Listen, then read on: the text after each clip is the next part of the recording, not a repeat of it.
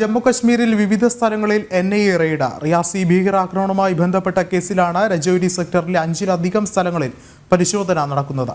പിടിയിലായ ഭീകരൻ ഹക്കം ഖാനെ ചോദ്യം ചെയ്യലിൽ നിന്ന് ലഭിച്ച വിവരങ്ങളുടെ അടിസ്ഥാനത്തിലാണ് ഇപ്പോൾ പരിശോധനകൾ നടക്കുന്നത്. കൂടുതൽ വിവരങ്ങളുമായി ജിഷ്ണു കൃഷ്ണൻ ചേർന്നുണ്ട്. ജിഷ്ണു, എന്താണ് ഇപ്പോഴും പരിശോധനകൾ നടക്കുന്ന ഒരു സാഹചര്യം തന്നെയല്ലേ?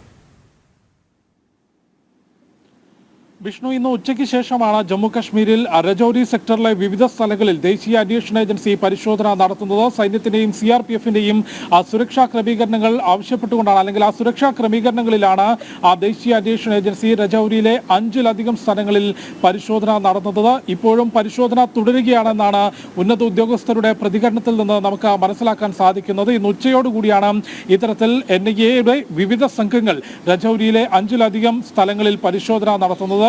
ദിവസങ്ങൾക്ക് മുൻപ് റിയാസി സെക്ടറിലുണ്ടായ ഭീകരാക്രമണവുമായി ബന്ധപ്പെട്ട കേസിലാണ് NIAയുടെ നടപടി എന്നാണ് മനസ്സിലാക്കുന്നത്. കേസിൽ NIA അന്വേഷണം ഏറ്റെടുത്തിരുന്നു. 2 ദിവസങ്ങൾക്ക് മുൻപ് ഈ സംഭവം ഉണ്ടായ സ്ഥലത്ത് NIA സംഘം പ്രത്യേക പരിശോധന നടത്തുകയും ഫോറൻസിക് വിഭാഗം പ്രത്യേക പരിശോധന നടത്തുകയും കൂടാതെ ഒരു ഭീകരനെ ദേശീയ അന്വേഷണ ഏജൻസി ഈ കേസുമായി ബന്ധപ്പെട്ട് അറസ്റ്റ് ചെയ്യുകയും ചെയ്തിരുന്നു.